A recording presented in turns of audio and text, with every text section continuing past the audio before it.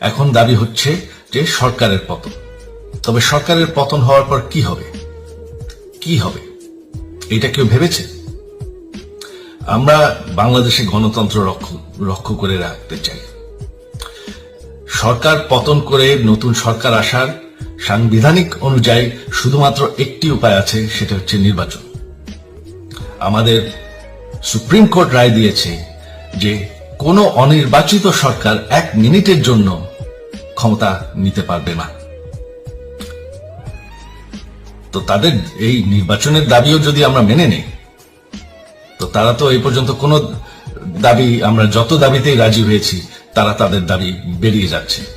তার মানে কি, আমরা যদি এখন এই নির্বাচন সরকার পতনের দাবিও মেনে নেই, তারা তখন দাবি করবে যে না, এই সরকারের আন্ডারে নির্বাচন আমরা মানব না। তখন কি হবে?